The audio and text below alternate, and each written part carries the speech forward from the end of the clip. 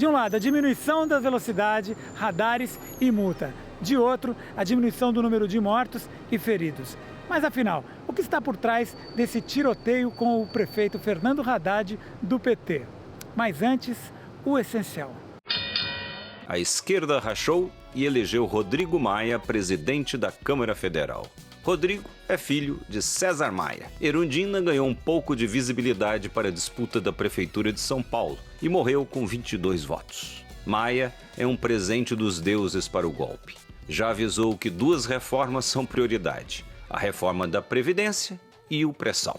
Temer o recebeu com um beijo na boca. Cunha também pode dormir tranquilo, porque Maia não pretende criar problemas com o ex-guru. Ajudei a eleger Eduardo Cunha. Foi logo avisando na sua primeira entrevista como presidente eleito. É possível que ele tenha sido o melhor presidente que já tivemos. É possível também que estejamos lascados. O autor do ataque em Nice, que matou ao menos 84 pessoas com um caminhão, foi identificado. É o tunisiano residente na França, Mohamed Larouaej Boulel, de 31 anos. Apesar de não estar na lista de vigilância dos serviços de inteligência franceses, ele era conhecido pela polícia por violência com arma, violência conjugal, ameaças de roubo, mas com nenhuma ligação com o terrorismo. Boulel é mais um fruto do ódio.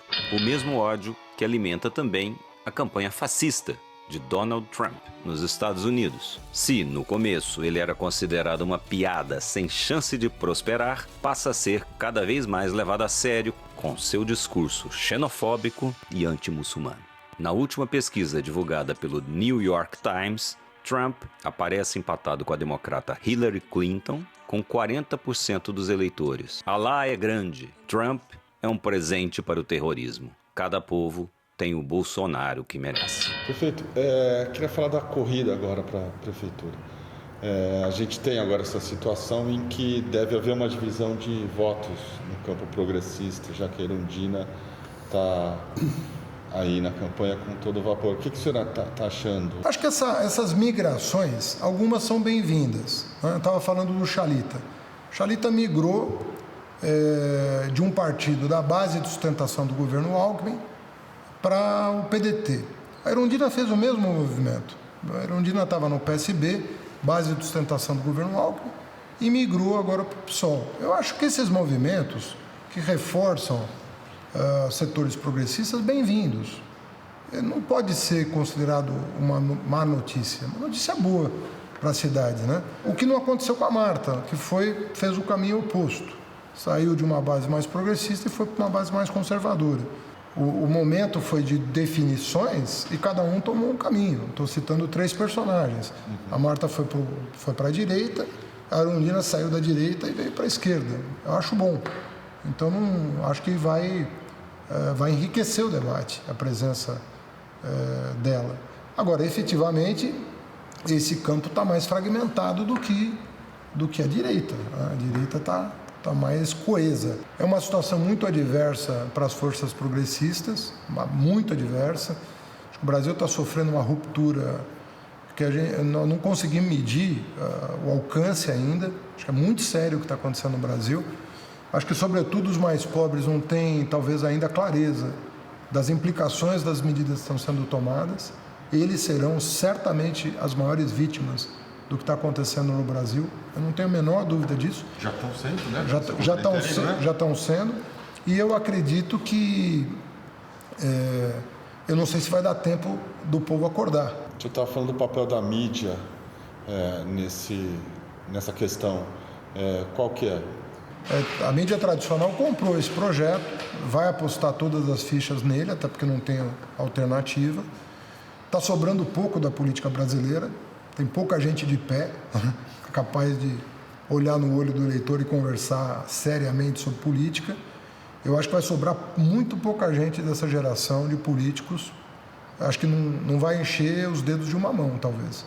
Quem pode se manter com transparência, com clareza, defendendo ideias, defendendo valores.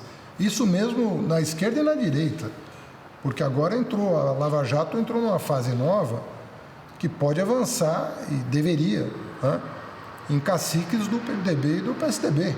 estão todos aí expostos, né, pelos documentos que têm sido trazidos, pelos depoimentos que estão vindo à tona, né, demonstrando que essa situação de financiamento de partidos valeu para todos.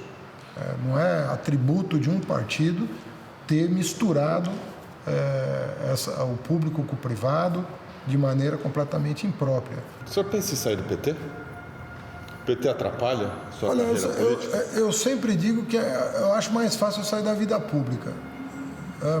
Porque eu estou há 30 anos no PT, acho que o PT prestou um enorme serviço para o país. Acho que o governo Lula foi o melhor da história e por muito tempo, infelizmente, será considerado o melhor da história. Gostaria que outros viessem para ser melhor, mas acho que é um ponto fora da curva. Acho muito lamentável o que está acontecendo, mas está ficando cada vez mais claro que não é um problema do PT. A questão da corrupção não é um problema do PT. Essa coisa de financiamento de partido é essa bagunça que o PMDB está envolvido, que o PSDB está envolvido.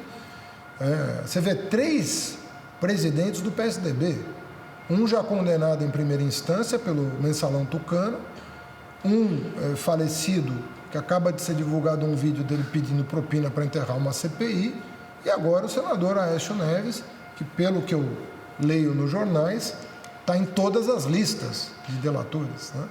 Segundo a Procuradoria, Sérgio Guerra e Eduardo da Fonte pediram propina de R$10 milhões a empreiteiros para, em troca, impedir que a CPI aprofundasse as investigações sobre construtoras. Neste outro trecho, Guerra diz aos empreiteiros que tem horror à CPI. Eu tenho horror à CPI.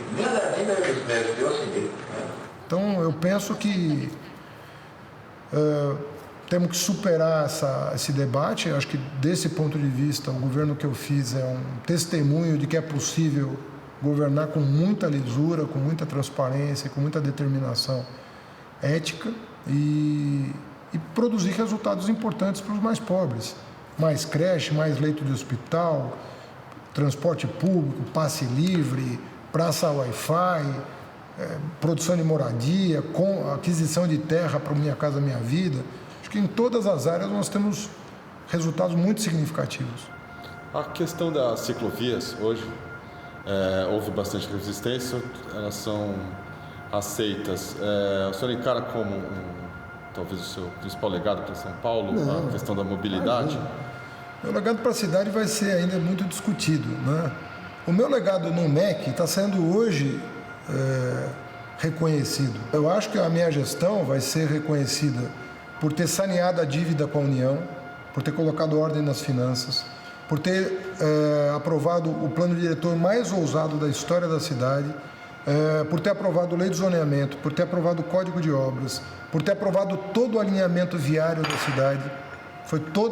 Todo o mapa viário da cidade foi refeito, por ter aprovado a lei de incentivos da Zona Leste, a lei de incentivo da Zona Sul, por ter aprovado agora a lei de incentivo à cultura periférica, por ter feito o maior programa de cultura da história da cidade. Isso tudo vai, com o devido tempo, vai ser apurado. Redução da velocidade das marginais, favor ou contra? Na semana seguinte eu vou voltar à velocidade que estava anteriormente, para ficar bem claro. Tomo posse no dia 1º de janeiro, espero tomar posse no dia 1º de janeiro. No mesmo dia já vai para o Diário Oficial a medida transformando as marginais na velocidade anterior dentro do Código Nacional de Trânsito, para ficar bem clara a minha posição. Eu acho que é um pouco de demagogia e um pouco de desconhecimento, né?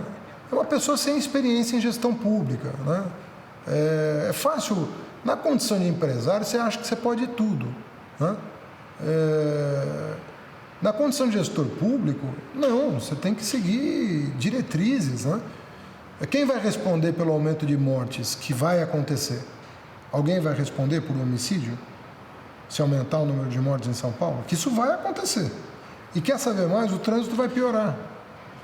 Porque está provado pela ciência moderna de engenharia de trânsito que a redução da velocidade máxima melhora o fluxo, por 2 razões: diminuição do número de acidentes e porque o espaço entre os carros pode ser menor e o fluxo fica mais regular e a velocidade média é maior. Essa desvalorização das vidas que são salvas com a redução do volume de mortos Mortos e feridos. Mortos e feridos. As pessoas realmente não têm interesse nisso? Eu acho que, de novo, a grande imprensa prestou um enorme serviço para o país, né? Quer dizer, as Nações Unidas estão recomendando no mundo todo a velocidade máxima de 50 por hora. Porque morrem no Brasil mais de 50 mil pessoas no trânsito por ano. Nem em guerra isso acontece. O Brasil tem 24 mortos por 100 mil habitantes. O estado de São Paulo, excluída a capital, tem 17 mortos por 100 mil habitantes. São Paulo hoje tem 8. Ou seja, São Paulo está se aproximando do patamar das cidades evoluídas, das cidades desenvolvidas, em função de medidas corajosas que são tomadas em proveito na segurança no trânsito. As pessoas esquecem de dizer que mais da metade dos cadeirantes da cidade foram vítimas de acidente de trânsito. Fala-se, o número de mortos é sempre um indicador importante, porque aí não tem reparo, né? Mas são 9 mil feridos a menos na cidade de São Paulo no ano passado, na comparação com 2013. 9 mil feridos a menos. Quando eu estou falando de ferido, não é o ferido que eu não conheci, foi para casa e fez um curativo. Estou falando do ferido que foi para o pronto-socorro, ou seja, com algum nível de gravidade. Não se divulga nada disso, né? Por quê? Porque não querem colar na administração uma medida que é civilizatória, e pela qual São Paulo está sendo elogiada no mundo inteiro. Quais são as 3 melhores coisas e as 3 piores de São Paulo? Eu acho que São Paulo tem uma vida cultural única no Brasil. Eu acho que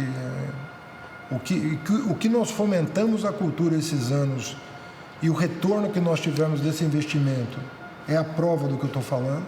Uma explosão cultural na cidade impressionante. Todas as linguagens. Tem uma linguagem aqui que não tenha virtuosas, né? Eu acho que São Paulo evoluiu muito do ponto de vista da mobilidade urbana, né? Acho que é uma coisa que um legado que nós vamos deixar que não vai ter volta. Podem fazer críticas pontuais, mas acho que o legado de que a cidade é das pessoas e, portanto, do pedestre, do ciclista, do usuário de transporte público, isso está caracterizado. E eu acho que São Paulo tem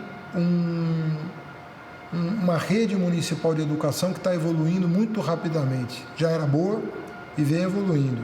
As universidades nos céus é um sucesso, coisa impressionante o que está acontecendo nos bairros a partir da universidade nos céus. Então eu diria que educação, mobilidade e cultura são os pontos altos da cidade. As dificuldades da cidade, né? Segurança.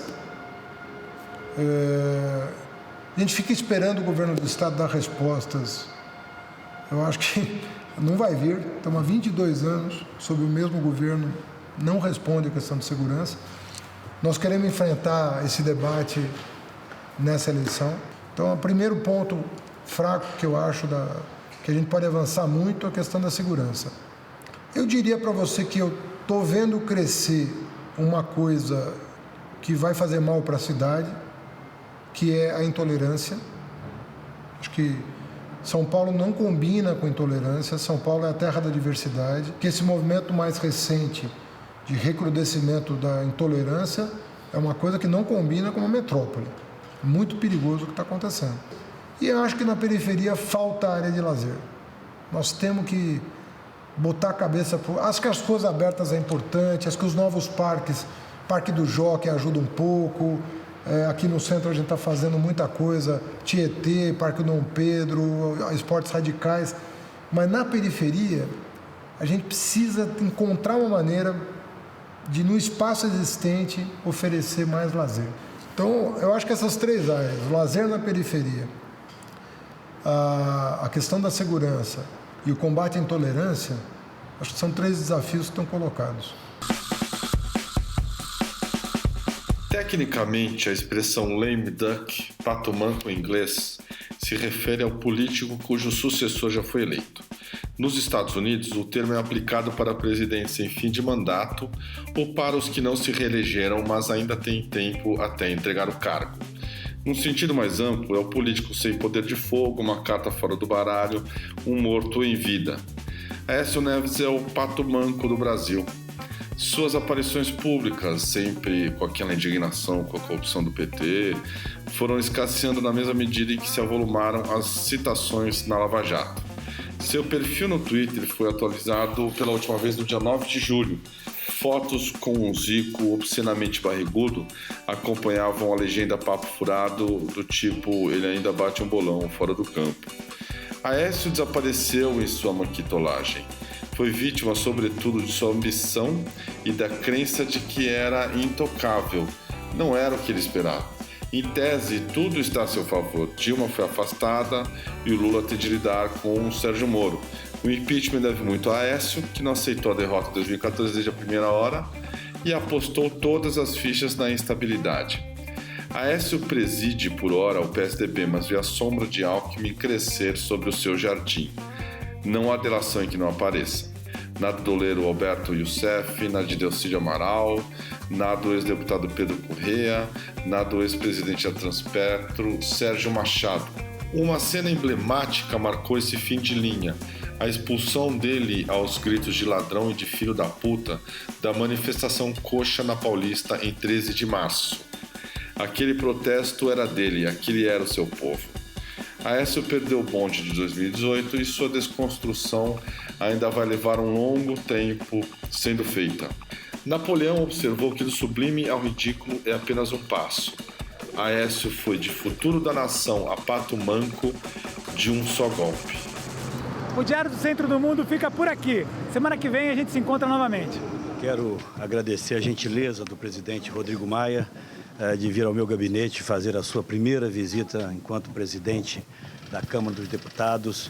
O que nós reconhecemos é uma homenagem, não a mim pessoalmente, não apenas ao PSDB, mas ao conjunto de forças políticas que no primeiro e no segundo turno compreenderam que a eleição de Rodrigo Maia ia muito além da eleição de um determinado partido político ou de um conjunto de forças políticas. A eleição de Rodrigo Maia à presidência da Câmara oxigena a política brasileira. Foi uma vitória na política e da política. Me orgulho de ter participado desse processo. O líder Embaçaí teve um papel extremamente importante e estratégico, assim como outros líderes de outros partidos. Agora é hora de arregaçarmos as mangas e trabalharmos.